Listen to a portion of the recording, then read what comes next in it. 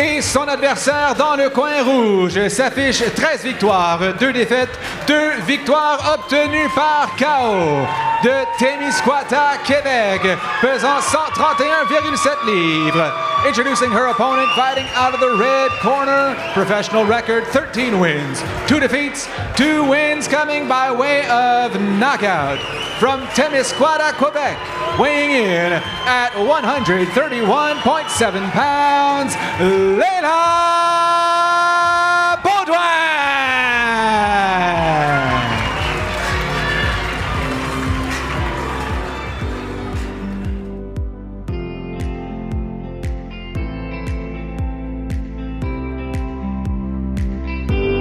Bienvenue à La Santé au-delà des mots.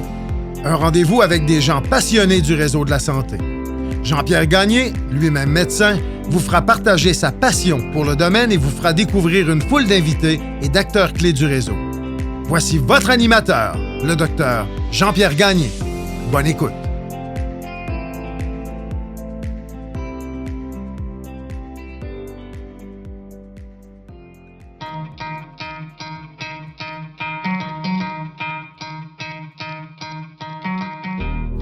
Je prends un court moment pour remercier les commanditaires qui rendent possible la diffusion du podcast La Santé au-delà des mots. Beauchamp-Beaulieu Dessureau-Toupin Groupe Conseil associé à la financière Banque Nationale Gestion de patrimoine, LIM, le groupe Tige et Eurofin Environex.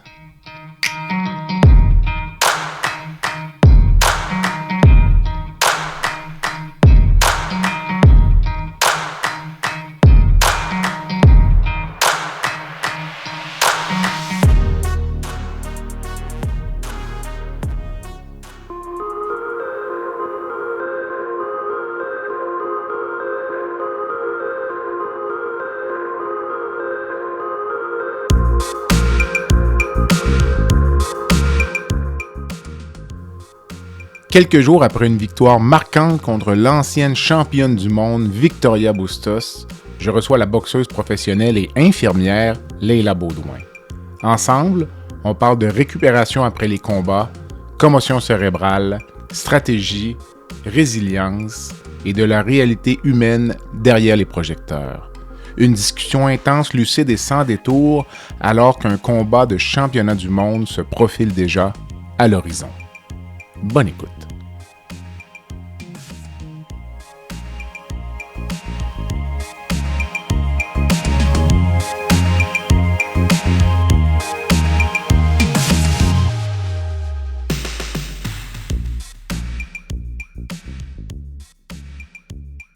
Léla, bon matin. Bon matin. Ça va bien? Ça va bien, toi? Oui, merci. Merci d'avoir accepté l'invitation au balado. Merci de me recevoir. La santé, quand même, tout un honneur. Puis félicitations pour ton combat de jeudi, que j'ai écouté en différé parce qu'on a eu une panne d'électricité ici. Ah oui? Ah ben, mais c'est pas grave. Il est disponible sur YouTube, d'ailleurs, exactement. Si on veut le réécouter. Non, écoute, c'est très bon. Là. J'ai essayé de voir un peu dans quel état d'esprit on peut être, mais tu vas nous l'expliquer dans quelques minutes. Alors, moi, c'est un balado sur la santé, donc puis je connais pas grand-chose à la boxe, donc on va essayer de faire un combo intéressant avec ça. Puis, je me demandais juste la récupération après un combat. Il me semble que c'est des choses dont on parle peu, là, on a souvent l'image du boxeur ou de la boxeuse en conférence de presse qui a pas l'air dans qui a l'air un peu amoché. Un peu amoché. Puis là, vois-tu, on est 4 jours plus tard. Fait que je me demandais, quelle est ta routine? Puis peut-être dans quel état es-tu dans le moment, mettons, là? Ben, tout de suite après le combat, ça dépend vraiment d'un combat à l'autre. Tout à fait. Parce que, mettons, mon combat à Miami, j'étais un peu plus amochée physiquement que, tu sais, là, j'avais absolument rien dans le visage. J'avais même pas une égratignure après le combat. J'avais pas eu l'air de m'avoir battue. Fait que, tu sais, ça dépend vraiment d'une fois à l'autre, honnêtement. Pour ce qui est de la récupération, moi, quand je suis en training camp pendant 2 mois, je vois pas vraiment mes amis, je vois pas ma famille. Je vais vraiment sélectionner les amis que je vois parce que je veux pas donner mon énergie à n'importe qui non plus. Tu sais, c'est donnant-donnant de l'énergie, je trouve. Fait que, tu sais, je vais sélectionner les personnes avec qui je veux passer du temps. Puis, tu sais, aller voir une grosse gang, ça tire, c'est très énergivore. Fait que je fais un peu mon ermite, là, quand je rentre en training camp. Je deviens un peu... je vois pas grand monde, je fais mes affaires, je promène mon chien, puis je m'entraîne, ça se résume à ça. Puis de temps en temps, je vais voir une amie ou il y a des amis qui viennent me voir à Montréal. Fait que, tu sais, ce que j'aime faire après mes combats, c'est de voir mes amis me ressourcer. Puis là, ben, c'était mon anniversaire le 28 mars.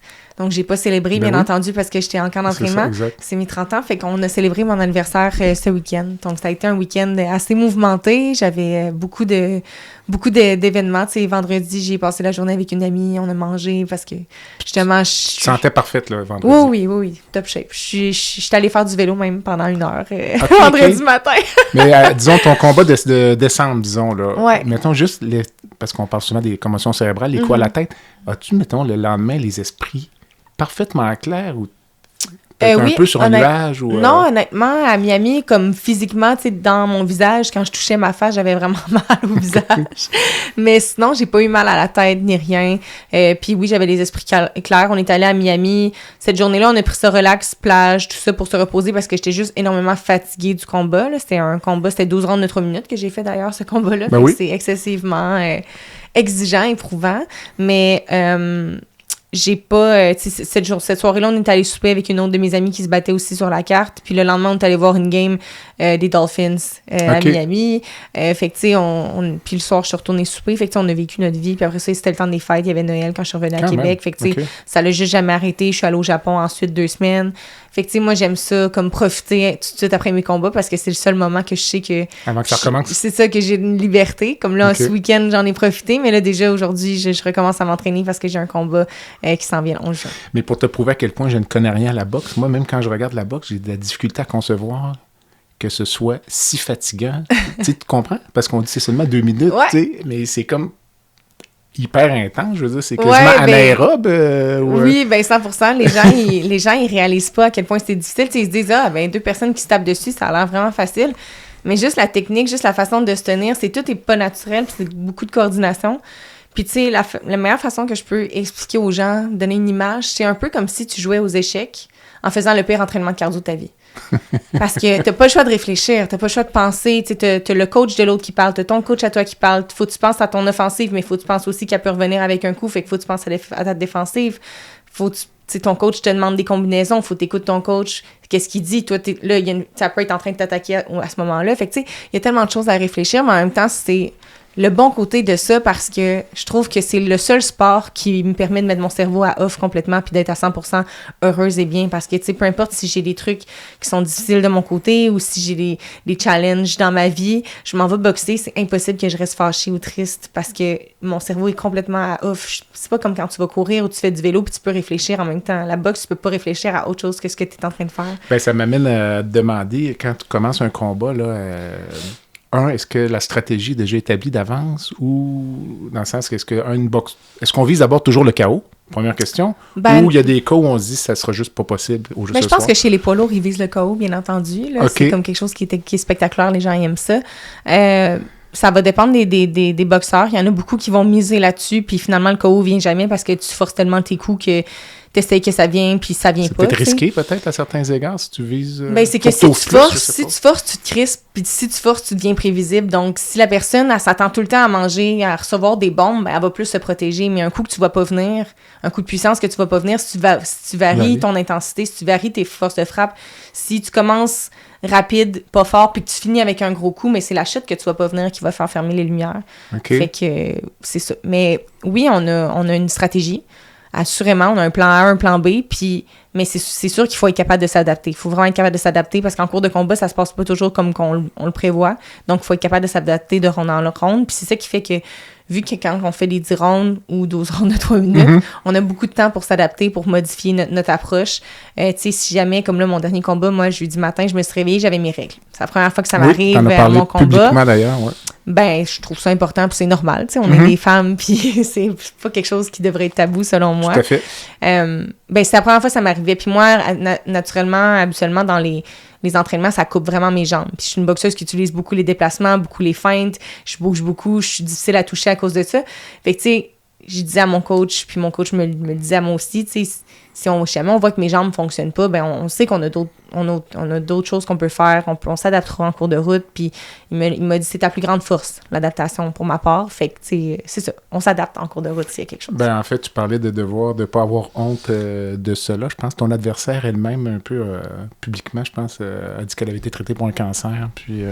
un cancer de l'utérus, je pense. Du col, c'est ça, donc tout est dans tout, disons. Ouais. Dis-moi, pour revenir à la stratégie de boxe, avant de parler peut-être plus d'autres aspects médicaux reliés à la boxe, quand tu te prépares à un combat, est-ce que ça prend comme 1 ou 2 coups de poing de ton adversaire pour comprendre exactement à qui tu fais face, ou tu t'attends, tu sais, quand ça frappe la première fois, tu t'attendais à peu près à ça? Je sais pas si tu comprends ma question. Ben oui, 100%. Ben, pour vrai, c'est quand on goûte à la force de l'autre qu'on s'adapte. Mon dernier combat à Miami contre Alicia Baumgartner, Alicia est reconnue pour sa force de frappe, mais tu sais, on le sait jamais jusqu'à temps qu'on le mange en face. Puis honnêtement, j'avais l'impression que je me faisais frapper par des briques, là. C'était vraiment quelque chose. J'ai jamais eu quelqu'un qui m'a frappé autant fort que ça de toute ma vie. Même quand elle m'effleurait, ça me faisait mal. Fait que tu sais, quand on arrive puis qu'on se fait donner un bon coup, ben ça nous fait comme commencer à douter un peu. Fait qu'on perd un peu notre style.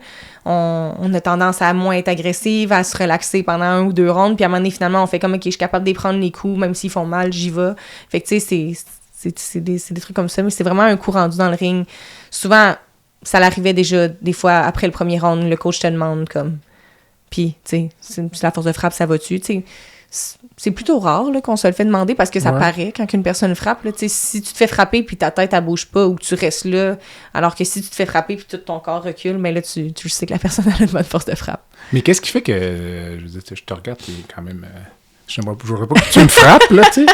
Mais qu'est-ce qui fait, elle, je la regarde à côté de toi, la même grosseur. Qu'est-ce qui fait que quelqu'un va frapper 1 fois et demie ou 2 fois plus fort qu'un autre? Ou, ça dépend tellement de la masse musculaire de la personne. La puissance vient des jambes. Fait que, si la personne a un bon transfert de poids, c'est vraiment... Il y en a beaucoup de boxeuses qui vont frapper uniquement avec leurs bras. Mais avec nos bras, on n'a pas de force là-dedans. La force, ça vient vraiment de la vélocité, de ton transfert de poids, de tourner tes hanches, ton dos, ton corps. Fait que, tu sais, c'est ça. Fait que c'est pas tous les boxeurs qui l'ont, ça. Il y en a qui frappent naturellement fort. OK. Puis, c'est ça. Ça aussi dans le style de boxe que tu fais. Tu sais, si t'es une boxeuse qui va s'installer, qui va planter ses 2 pieds, puis qui va mélanger, puis qui va frapper comme ça, mettons, comparé à une boxeuse qui va, genre, stepper out, tu sais, sortir de l'action, revenir, toucher sans se faire toucher, c'est souvent des boxeurs qui vont frapper un peu moins fort. OK. Il y a la vitesse aussi. La vitesse ajoute de la puissance. Ben fait que, si une boxeuse est lente, ben si le coup, il fait ça, c'est long avant de le revenir. Puis la vélocité, là, tu sais. E égale 1,5 de MV2. Exact. Exact. Puis, quand même. Puis, comme frapper en reculant, là, ça se fait plus, ça. Oui, ça se fait. Peut-être que Mohamed Ali était fameux pour... oui, ça se fait. Ça se fait, c'est juste que la personne, il faut qu'elle fonce sur toi. Fait que, tu sais, dans le cadre de mon combat de jeudi, c'est pas une boxeuse qui fonçait du tout. C'est moi qui mettais l'action, elle a allongé les cordes tout le long. Fait que j'ai pas eu à frapper en reculant dans ce cas-ci. OK. Mais en juin passé, contre Elem Mekaled, que j'ai knocké, d'ailleurs, Elem, c'était une fille qui fonçait. Fait que ça, c'est quelque chose qui est le fun parce que la personne, elle fonce sur toi. Fait que tu peux faire un step back puis revenir. Donc ça fait un effet de double impact parce que non seulement t'as toi qui lance ton coup, mais la personne, elle rentre. Elle rentre dans ton coup de poing. Quand même. C'est juste des réflexes, dans le fond, quand... Ben oui, parce qu'on essaie de... Tu sais, au début, tout est inconfortable quand tu boxes parce que c'est tout pas naturel. Fait que t'essaies... En fait, on pratique, on répète les coups maintes et maintes reprises. Là. Ça n'a pas de bon sens comment je peux avoir répété chacun des coups de poing. Puis, tu sais, encore aujourd'hui, j'apprends. Puis, ça fait une 12aine d'années que je boxe. Fait que, tu sais, on en a toujours à apprendre.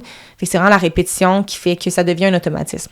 Fait qu'au début, quand tu apprends une nouvelle chose, ben, il faut que tu y penses pour le faire. Ouais. Mais éventuellement, tu n'as plus besoin d'y penser pour le faire. C'est ça qui est le fun. Quand tu n'as plus besoin de penser à faire ta défensive, que tu n'as plus pensé à lever ta main est tout le temps là. Ça, c'est des trucs qui sont le fun. Quand tu n'as plus besoin de penser à lancer ton crochet de gauche, il sort tout seul aussitôt que tu te fais toucher. C'est vraiment des automatismes qui se créent. Quand même. Ton adversaire de jeudi dernier, j'avais l'impression qu'elle essayait juste de jouer un peu dans ton mental, un peu de... Ben, elle se plaignait beaucoup, mais elle accrochait beaucoup, elle était tannante, mais tu sais, c'est ça, elle faisait de l'anti-box, qu'on appelle, puis j'avais pas le meilleur arbitre non plus avec moi pour m'aider. Mais en fait, je sais pas, il y a des journées, il y a des mauvaises journées au bureau pour tout le monde. J'ai noté que tu t'étais plainte quelques fois à l'arbitre. Comment? T'avais l'air de te plaindre à l'arbitre de... Ouais, ben, pas juste moi. Pas juste moi. Mais bon, ça, c'est un autre dossier. Bon.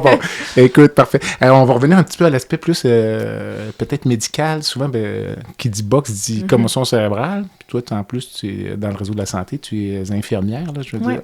Est-ce que pour le cerveau, est-ce qu'on fait quelque chose pour se préparer ou même à l'entraînement ou À l'entraînement, mon coach Sam, il nous fait faire quelque chose que lui appelle affectueusement le vestibulaire. Fait que le vestibulaire, ça vient du système vestibulaire dans l'oreille interne, exactement.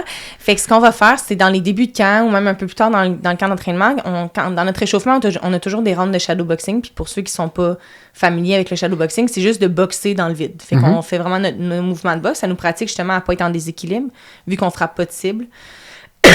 Et Samuel va nous dire à un moment donné vestibulaire. Donc, on se met à tourner sur nous-mêmes pendant 20 secondes dans le but de s'étourdir. Puis après ça, il va dire « boxe ». Puis là, on boxe, puis on doit ne pas avoir l'air étourdi. Puis là, tout tourne, puis toi, il faut que tu restes comme vraiment, tu gardes ta composition, tu gardes ton body language vraiment bon, puis tu essaies de lancer ton jab, de te grounder pour pas avoir l'air ébranlé. Okay. Fait que ça permet de vraiment comme simuler un knockdown ou simuler un coup qui vient t'ébranler. Okay. Puis pour vrai, à Miami, j'ai été ébranlée au premier round sur une droite à la fin du premier round. Puis j'ai vraiment comme vu, genre, tout a tourné. Puis j'étais là, puis je me suis dit, au vestibulaire. Puis je l'ai fait, puis j'étais comme, elle va me sauter dessus, elle va le voir, tu sais. Ben non, elle a pas vu parce que j'ai pensé à ce que mon coach me faisait faire. Puis c'est incroyable parce que ça a vraiment fonctionné. Puis à ce moment-là, j'étais tellement reconnaissante qu'il me fasse faire ça parce que de toutes les années que je me suis entraînée avec lui, j'avais jamais eu besoin nécessairement de faire ça. Puis on l'avait... c'est ça a vraiment fonctionné parce que elle a pas vu quand je me suis assise puis que j'ai été groundée, que je me suis montrée menaçante, elle a même reculé. Donc ça a vraiment fonctionné. Ça fonctionne, l'intimider. Ouais, vraiment. Mais puis ensuite, faites-vous des exercices parce que je pense que les commotions cérébrales, tu sais, il y a un enjeu beaucoup avec le cou puis la musculation. On fait de la musculation de cou. Dans le fond, il y en a qui vont mettre des poids sur leur tête aussi pour le muscler, mais moi, ce que je fais, c'est que je me mets vraiment, quand je fais mes abdominaux à chaque fin de training, il y a aussi une séance de cou, puis qu'on fait comme plusieurs fois, puis je me mets juste le dos, mettons, les épaules qui dépassent d'un banc, puis je fais des oui comme ça avec la tête dans le vide. Ça vient muscler, puis après ça, je le fais de côté aussi pour les côtés, puis ça l'empêche. Ça fait en sorte que justement, quand on mange un coup, ben au lieu que la tête aille snapper comme ça en arrière, ben notre tête, elle reste là. OK. Fait qu'il y a moins un grand impact, quand j'imagine.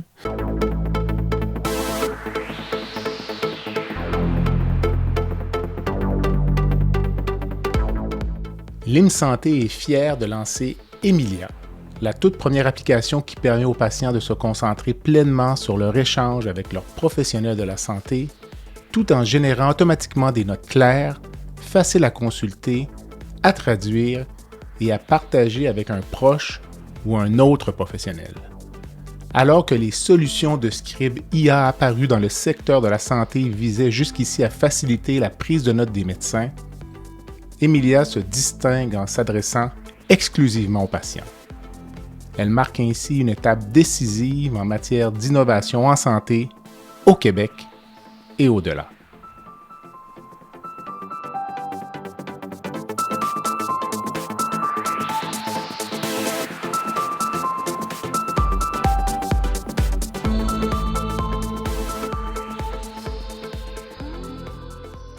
Puis toi, comme infirmière, disons, est-ce que ça change ta vision de... ne serait-ce que les enjeux liés aux blessures ou la préparation physique, t'apporte un petit côté des connaissances peut-être que c'est certaines autres n'auraient pas. Oui, puis je suis un peu particulière aussi. Je suis très proche de ce que je ressens dans mon corps. Je veux vraiment avoir la capacité à savoir les feelings dans mon corps. Est-ce que c'est normal, est-ce que c'est pas normal, puis pourquoi je les ressens, puis pourquoi à tel moment, puis mettons une blessure ou juste mentalement, ou les règles, ou ci ou ça. Tu sais, je suis capable, j'ai vraiment une lecture très proche de mon corps, c'est vraiment spécial. Mais oui, mes connaissances comme infirmière m'aident beaucoup, tu sais, que ce soit dans la nutrition ou autre, tu sais, dans les blessures, quand je me fais traiter par mon physio, par ma chiro, ben, tu sais, je parle avec eux autres, puis je leur dis, ce muscle-là, ça fait tellement du bien quand on le masse, ou tu sais, je suis comme, ben peut-être que c'est tel muscle qui est tight parce que j'avais mal à tel endroit. Puis tu sais, fait que ça nous aide toutes dans ma récupération, assurément. OK. Ouais. Dis-moi, dans la préparation pour un combat, j'imagine qu'il y a un enjeu aussi, il ne faut pas se blesser. Ouais. Ou se faire frapper à la tête pendant du sparring? Ou, On se fait frapper à la tête à chaque semaine. Quand même, c'est ça. Mais est-ce qu'il y a comme une stratégie ou une séquence où on se dit on va faire tel genre d'exercice peut-être 2 mois avant le combat, puis on les fera peut-être pas nécessairement une semaine avant? Pour éviter qu'il y ait un accident, là, de dire... Non, les accidents, ils arrivent s'ils ont besoin d'arriver. Ça fait partie du risque. On s'entraîne à 100%. À 100% tout le temps? Exact. OK. Jusqu'à la dernière journée? Non, on a comme tout le temps un taper week qu'on appelle la semaine avant la fight week. On a un taper week ça va être intense, mais un petit peu plus court comme entraînement. Puis, habituellement, 1 semaine et demie avant le combat, c'est notre dernier sparring, la dernière séance de mise de gants. Puis, on fera pas un 10 rounds, bien entendu. Le dernier sparring, c'est 4 rounds. Mais quelques jours avant, 3-4 jours avant, c'est le dernier 10 rounds pour aller vraiment piquer. OK. C'est ça. Quand même. C'est pas mal éprouvant. En fait, il n'y a jamais un moment dans le training camp que je me sens bien, que j'ai pas mal à quelque part, que je suis pas raquée, que je suis pas fatiguée, sauf la journée du combat. Ça, c'est une autre chose qui est complètement... ça, c'est une autre chose complètement impressionnante. Ouais. C'est la quantité Oui, on s'entraîne constamment avec... on est scrap la veille, on est mal. Un petit événement très court. Ouais. Tu l'as évoqué peut-être tout à l'heure. Parle-moi juste de la journée de la pesée, là. À quel point vous pouvez vous sentir mal, là? Les variations de poids, peut-être, juste dans ton cas, disons. Là, Ben, moi, dans mon cas, je perds à peu près 5 à 6 livres en déshydrate. Fait que c'était vraiment pas... Puis même cette fois-ci, je pense que c'était 3-4 livres. C'est pas si pire? C'était pas si pire parce que le combat était à 132 livres. Fait que j'avais 2 livres de moins à faire. Fait que habituellement, je fais entre 5 et 7 livres en déshydratation. Mais tu sais, mettons, moi, je marche maintenant. J'ai pris un bon 6-7 livres de masse musculaire depuis que j'ai la personne qui s'occupe de ma nutrition. JF Gaudreau. OK. Puis depuis que je travaille avec Karim aussi, mon préparateur physique, les deux ensemble, ça a vraiment comme augmenté ma masse musculaire. Fait que, tu sais, au lieu de marcher comme à 140, 141, quand je boxe pas, là, je marche à 146, 147. Fait que quand je commence mon training camp, je commence ma diète. Puis je descends naturellement jusqu'à 140, 141. Puis ensuite, on fait un water load. Fait que je vais me mettre à boire beaucoup d'eau pour faire pipi plus. Puis après ça, durant les jours qui suivent, avant la pesée, comme les 4-5 jours, on diminue les glucides aussi. Fait que l'eau flush des muscles. Fait qu'on dégonfle carrément. OK. Puis je perds un 4-5 livres en faisant ça. Puis après ça, il me reste à peu près un 4-5-6 livres aussi faire en déshydrate. Dans le dernier 24 heures? Dans le dernier, comme 2 heures avant la pesée, 3 heures avant la pesée qu'on le fait, ça. Le moins déshydraté possible. 4 à 5 livres dans le dernier 2 heures? Ouais. Tu vas faire ça. OK, explique-moi comment vous faites ça. Je prends un bain chaud. Okay. Plusieurs bains chauds. Fait que je prends des bains chauds à peu près 15 minutes, là, vraiment comme brûlant que tu sues. Fait que je sue ma vie. Après ça, je sors, je me mets dans des serviettes couvertes à terre que mon coach il met sur moi. Puis je continue à suer parce que quand tu sors d'un spa, par exemple, ou d'un sauna, la chaleur veut sortir du corps. Okay. Pour te refroidir, ben là, je m'en vais dans les couvertures. Fait que je continue à suer sans souffrir parce que dans le bain, c'est chaud, c'est pas le fun. Fait que là, je fais juste me coucher par terre un autre 10-15 minutes. Ça sue. Après ça, je retourne dans le bain. Je refais la même séquence, mais moins longtemps. 10 minutes. Puis, pendant combien de temps? Cette fois-ci, j'ai juste fait 2 bains, 2 momies. Puis j'étais arrivée en dessous du poids. J'ai pu boire sur la balance. OK, t'embarques sur la balance. Là, si ça fonctionne pas, tu rembarques dans le bain. Exact. Ouais. Puis faire de la bicyclette avec des sacs de plastique. Ben, ça dépend. Là, il y en a. Ben, il y a des saunasautes maintenant, là, mais tu sais, qui sont un peu comme des sacs de poubelle, finalement. Ouais. Mais, plus fancy. plus fancy. Mais moi, personnellement, j'ai pas une extrêmement bonne sudation quand je fais ça. Je pourrais faire de l'elliptique pendant 1 heure habillée, puis je perdrais même pas une livre. Fait que, tu sais, la dépense énergétique est bien plus grande pour ça que moi, mettons, prendre un bain. Puis il y a des gars qui aiment pas ça prendre des bains parce qu'ils sentent que leur muscle est trop relâché après. Mais moi, ça me fait rien à ce niveau-là. Ça a tout le temps bien été. OK. Puis on le fait bien aussi. Mais c'est vraiment, pour les gens qui veulent perdre du poids à la maison, faites pas ça, là. C'est vraiment temporaire. Comme après ça, je fais ma pesée. Mon coach me donne du Pédialyte, je me réhydrate. Puis tu vois, là, je me suis pesée à 132. Puis le soir, j'étais rendue à 144. Fait que, tu sais, en même pas 12 heures, en même pas 10 heures, j'étais rendue avec 13 livres en haut. Fait que, c'est incroyable. Ouais. C'est incroyable. Ouais. La journée, comment tu décrirais ton état d'esprit là, juste avant que ça commence? J'avais marqué peur dans les questions, c'est sûr que c'est pas de la peur. Là, c'est quoi? C'est certain que t'as pas avant peur, mais juste là, quand tu t'en viens vers le ring, là, c'est à quoi? S'il y avait un mot pour décrire ton état d'esprit. Ben, quand je m'en viens vers le ring, je suis juste vraiment heureuse parce que, tu sais, je sais pas, je rentre, c'est ma musique qui joue, je m'en vais faire l'affaire que j'aime le plus au monde, il y a du monde qui sont là pour m'encourager, j'enjoy vraiment le moment. Puis avant, quand on était en préparation avec mon équipe, on a vraiment une belle chimie, on est vraiment... Moi, je suis pas du genre qui va mettre ses écouteurs puis qui va être genre de même puis qui va être focus, tu sais, comme qu'on peut voir, mettons, dans les films ou dans les vidéos de d'autres boxeurs, puis c'est correct, ça leur appartient s'ils aiment ça, faire ça. Mais moi, je suis plus type que je mets un speaker, il y a de la bonne musique, tout le monde aime la musique qui joue, on vibe ensemble, on rit, on a du fun, tu sais, en riant, on détend l'atmosphère, naturellement.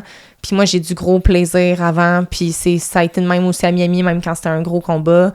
Fait que, tu sais, c'est ça. L'important pour moi, c'est juste que tout soit relax, qu'on ait du fun, qu'on rit, puis que ça... Tu sais, parce que si tu fais juste comme personne parle, comme, tu sais, ça me stresserait, je pense. Mais j'imagine que ce n'est pas tout le monde qui a accès à ton environnement là, dans les dernières heures. Là. Non, pas du tout. C'est pas ouvert à tout le monde. Hein, non, pas du tout. C'est moi qui décide les commanditaires et tout ça. Là, non, c'est moi qui décide de mon coin... à l'avance, qui est avec moi, puis aussi, ben, l'accès, tu sais, Eye of the Tiger, mon promoteur ne laisse pas accéder aux chambres à n'importe qui. Ben, c'est ça, sinon ça peut être un enjeu, quand même. Puis, tu parlais de le fait que c'est la chose que tu aimes le plus au monde, peut-être, mais en même temps, tu es infirmière, Ben, je travaille pas comme infirmière, mais j'ai fini mon cours. Fait que, tu sais, le plan B, il est là. De travailler, ouais, Ben, qui sait, peut-être. Mais toi, dans tes rêves les plus fous, disons, une carrière de boxeur, là, t'as 30 ans. J'ai 30 ans. C'est ça, tu dis? Ouais. Ben, tu sais, avant, jusqu'à l'année passée, je disais qu'à 30 ans, j'allais arrêter parce que je voulais avoir des enfants, parce que je voulais avoir mes enfants avant 30 ans. Fait que là, même, tu sais, à la fin de l'été passé, je disais, ben, l'été prochain, théoriquement, j'arrête. Puis en janvier cette année, j'étais comme, hey, je suis pas prête à arrêter, là. Mm-hmm. Je vis le rêve, là. Tu sais, c'est hot, là. Je fais ce que j'aime. Je suis payée pour m'entraîner. J'inspire les gens à avoir des bonnes habitudes de vie aussi. Tu sais, je veux dire, je suis un modèle pour des petites filles ou pour pas des filles non plus, des petits gars, des jeunes, des moins jeunes. Fait que, tu sais, c'est le fun d'être inspirante, puis c'est le fun aussi de pouvoir m'entraîner, de faire ce que j'aime. Puis, tu sais, ma gang à Montréal, je les aime vraiment. J'aime ça aller à Montréal pour m'entraîner. J'étais comme, je suis pas prête à dire adieu à ça dans 6 mois, tu sais. Je me voyais pas arrêter ma carrière, vraiment pas. Puis j'étais comme, tu sais, je me mettais la pression parce que je suis une femme, puis je voulais avoir mes enfants avant 30 ans. Mes parents sont plus vieillissants. Fait que je voulais qu'il y ait du temps avec leurs petits-enfants si j'avais à en avoir. Puis même aujourd'hui, je suis comme, est-ce que j'en veux réellement des enfants à suivre? Tu sais, on verra. Là. Je suis partie j'en veux 4, peut-être qu'un, ça serait chill. Puis vers 35, même à cette heure, on peut en avoir des enfants à 38, 40 ans si je suis en forme, mais ça me dérange pas. Fait que c'est ça. Tout à fait. Mais disons, pour une boxeuse, le fait d'avoir un enfant, ça serait comme la fin de la carrière? Ben, dans mon cas, moi, mettons, mon chum est ici à Québec, je me verrais pas partir avec le bébé à Montréal faire mes camps d'entraînement, c'est ça serait plus compliqué. Mais dans le cas où j'habite à Montréal, oui, je pourrais continuer potentiellement à avoir un enfant puis continuer. Mais je suis du type à... Quand je mets mon énergie dans quelque chose, je le mets au complet. Fait que, tu sais, de me séparer, de... peut-être pas filer que je suis une bonne mère parce que je mets mon temps dans la boxe ou vice-versa. Je pense que ça me dérangerait. Puis, tu sais, j'ai fait mes études comme infirmière durant ma carrière de boxe. Puis là, ça fait à peu près 2 ans que je boxe à temps plein. Ça va faire 2 ans. C'est au printemps, justement, un peu plus tard dans le printemps, que je boxe à temps plein. Puis pour vrai, c'est vraiment le fun de juste faire ça à temps plein. Puis de pas avoir d'autres choses à m'occuper. Comme ça me permet de m'améliorer vraiment plus. Puis c'est ça, d'aspirer à de plus grands défis encore. Mais j'imagine le fait aussi d'avoir plus de succès, ça amène plus de commanditaires. Oui, naturellement. Tu sais, si justement, quand j'étais à l'école en même temps, c'était challengeant parce que je faisais 3 jours d'école, je montais à Montréal, je montais à Montréal 4 jours, je revenais pour mes 3 autres jours, je conciliais les deux ensemble, j'avais des combats, j'avais des stages, tout ça, fait que c'était quand même très challengeant. Mais là, c'est sûr que d'être à 100% là-dedans, mais ça me permet aussi d'être à 100% là pour mes commanditaires, d'avoir plus de temps. Fait que oui, je me vois travailler comme infirmière, c'est sûr. Mais je vais voir, peut-être que la boxe va m'amener d'autres choses aussi. Tout à fait. Tu sais, je suis pas... j'adore les soins infirmiers. Je travaillerai jamais dans le système, par exemple, à cause des Dans le système public, tu veux dire? Oui, okay. Ouais, exact. Jamais. Il faudrait me payer des millions de dollars pour endurer ces conditions de travail-là, malheureusement. Okay. Le podcast La santé au-delà des mots est une présentation du groupe conseil Beauchamp, Beaulieu, Dessureau, Toupin de la financière Banque nationale Gestion de patrimoine. Comme nous croyons que la santé financière fait partie de la santé globale, nous sommes heureux de nous joindre au Dr Jean-Pierre Gagné pour vous souhaiter une bonne saison de la santé au-delà des mots.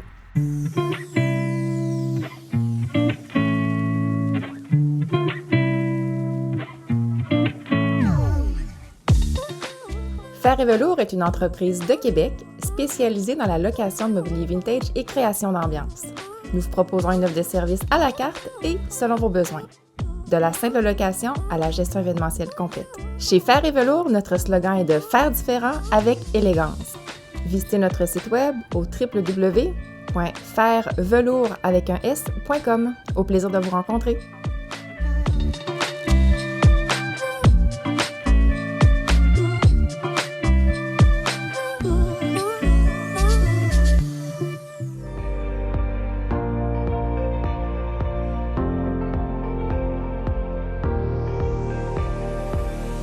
Vous avez des commentaires ou un sujet à nous proposer ou même faire partie de nos invités, visitez le site web de notre balado à www.baladosanté.ca ou sur notre page Facebook de la santé au-delà des mots.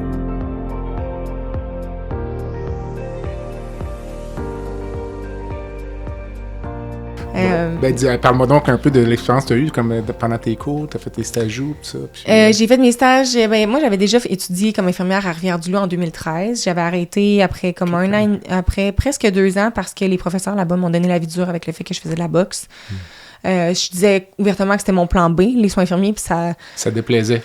Ça heurtait leurs valeurs, je pense, parce qu'il y en a beaucoup qui, quand ils sont infirmières, c'est leur vocation d'être infirmière. Fait que d'entendre quelqu'un dire que ça, c'est pas sa vie, je pense que pour certains, ça pouvait... Puis c'est correct, ça leur appartient. Fait que j'avais décidé de mettre fin à ça quand ma mère, elle m'a dit, là, c'est assez, là, tu te fais niaiser. Fait que j'avais arrêté. Puis finalement, je suis revenue à ça. Durant la pandémie, je m'ennuyais vraiment des soins infirmiers. Puis en fait, c'est drôle parce que j'aime vraiment beaucoup la chirurgie. OK. Quand j'ai fait mon cours à Rivière-du-Loup... T'es pas obligé de dire ça pour me faire plaisir. Non, c'est mon dada, le bloc opératoire en plus.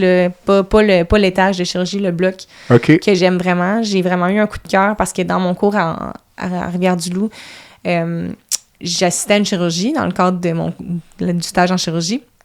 Puis on est en dehors du champ opératoire, en dehors du champ stérile, puis il y avait le Dr Gervais qui est un médecin... que je connais. Oui, il est tellement fin. Super bon pédagogue en plus.